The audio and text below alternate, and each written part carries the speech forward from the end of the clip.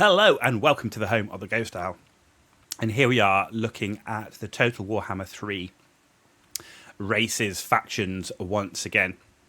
As per the previous videos on this subject, we're looking at the possible lords and heroes that could be included in each faction. And we're doing it in alphabetical order. We are now at Khorne. And we've had the release of the roadmaps. We know there's going to be legendary lords and heroes added into the game. We know that the monogod factions are absolutely on that roadmap. Though Khorne isn't, but I'm sure he will be coming. We've done the previous factions, High Elves, Bretonnian, and so on. They've been fairly straightforward. This is where it starts to get a bit challenging about what the faction shapes up to look like. Splitting out the monogods into their own individual factions poses some problems when you've also got Warriors of Chaos and then Norsca.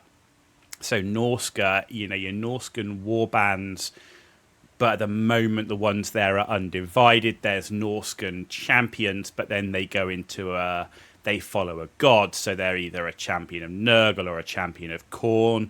Where do they go? Do they end up as a champion of Khorne in Warriors of Chaos, like a Valkyr, for example? Do they end up in Norsca with a different flavour? Or do they end up in the Khorne faction? So it's been a bit of an interesting one about how we approach it. As with the other factions, I've tried to stick to the most well-known names, and where possible, those that had models or rules.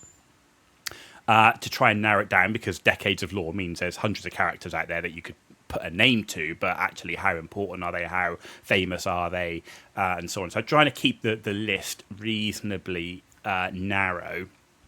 And with the monogods, where possible, what I've tried to do is stick to demons and demon princes within the Khorne faction, on the assumption that Norsca can't continue to be undivided, only that maybe we get some of those Norscan champions of a particular chaos god in Norsca.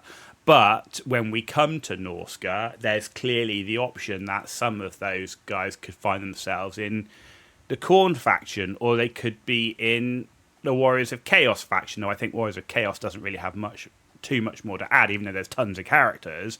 They're already quite well fleshed out with the recent DLC they had. So that's kind of where we've got to. So don't just look at Khorne and go, oh, there's this champion and that champion and so on, and he's not there. I've tried to stick to the ones that are demonic based, and then we'll see where we are when we get to Warriors of Chaos and Norsca. So with that in mind, looking at Khorne, what do we have right now? We've only got one lord, right? We've got Scarbrand. He is in the 8th edition book. So, no surprises there. In terms of what possible lords we've got, well, we've got Skulltaker. Skulltaker, Azul, Skulltaker's actual name. He was a hero in the 8th edition book. He rides a juggernaut. He is essentially chief amongst all the bloodletters, so would offer an interestingly different lord that's not a bloodthirster based one. Does that make him then a hero? I don't know. I think if we look at some of the others like Loki, Felheart, and others that are heroes that became lords, there's absolutely the possibility here, and I honestly think Skulltaker could and potentially should be a legendary lord, and he would add that different dimension than just an army led by bloodthirsters. So that's my take on it. Kabanda, one of the most well-known bloodthirsters, if not almost more well-known than Scarbrand in some situations, really. He's an immensely powerful and high-ranking bloodthirster. Some say even more high-ranking than Scarbrand in the eyes of Khorne.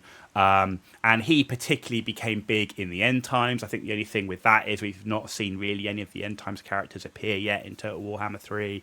But Kabanda is such a big, well-known name that I can absolutely see him as a bloodthirster that's been alive for thousands and thousands of years, tens of thousands of years, who knows, could absolutely make his way into the game and would offer another bloodthirster as a lord.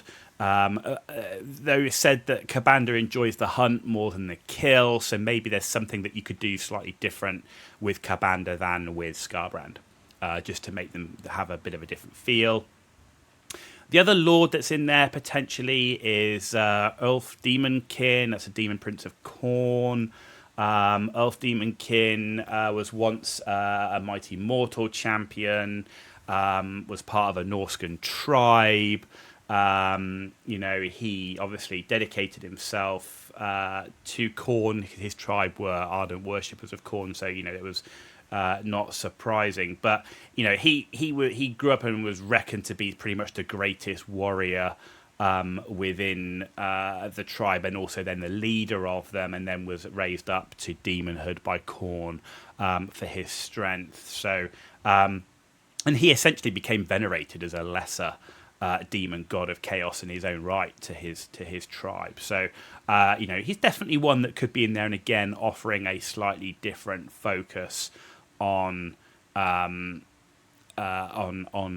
Khorne legendary lord. Of course, we do have the demons faction, which I haven't even included in this. I really do think that the demon factions, the split into mono god and then this demon faction that's kind of undivided on its own, it's all a bit of a mess. I'm not quite sure what they were going for with that, whether they just wanted more factions in the game. Why isn't it just demons of chaos like the books were, for example, and then you can go down your particular flavor in that. Warriors of Chaos has a Valkyr, a Festus, and Azazel in it, and you can go down, Sigvald, and you can go down a dedicated Khorne path with Valkyr, but within the Warriors of Chaos faction, it just feels odd to have the Khorne, Nurgle, and so on factions split like they are, and then this undivided demons one, which kind of sits out on its own. I'm not quite sure where they were going with that, but that's from where we stand today. Those are the possible lords, I think, and I think Skulltaker and Kabanda are absolute rock-solid choices over Ulf Demonkin. If we look at current heroes, I don't have any current heroes. Assuming that Skulltaker didn't become a legendary hero, you have the opportunity of Karanak. I think Karanak would be a really interesting hero. He was a hero in the 8th edition book, Demon's book, and essentially he is a massive Hound of Khorne. Right, he's a massive Hound of Khorne. He's got 3 heads. He's reminiscent of Cerberus or Cerebus from sort of that Greek underworld mythology. But yeah, 3-headed flesh hound who essentially prowls Khorne's grand throne room in the Brass Citadel. So I mean, he's a important character. He's a well-known character. I think there's a lot of people out there that would like to see him in the game. And I think he would, again, add a really different dimension into the Khorne roster by having Karanak as a legendary hero. Buffing flesh hounds and stuff like that, I think would be really quite interesting. So, that's my pick for Khorne. It's not huge amounts to say given the limitations we've set ourselves around Khorne only. Demon-based Lords Heroes only does put a few more limitations on there when it comes to being the well-known ones, because the faction was often seen as demons. The book is demons. Back in the day, there were even books where chaos was all wrapped up in one thing, along with Beastmen as well. So where we are, I think those are the sort of the key ones for Khorne. We'll see where the whole demons piece goes within Total Warhammer 3. I hope you enjoyed the video. If you did, give it a thumbs up. If you didn't, give it a thumbs down. Let me know why in the comments down below. And if there's other Khorne demons that you think should be in this roster in terms of a legendary lord or a legendary hero, then please let me know in the comments down below, and we can have a good discussion on who and why you think they should be there. If you want to see more content, please hit the subscribe button.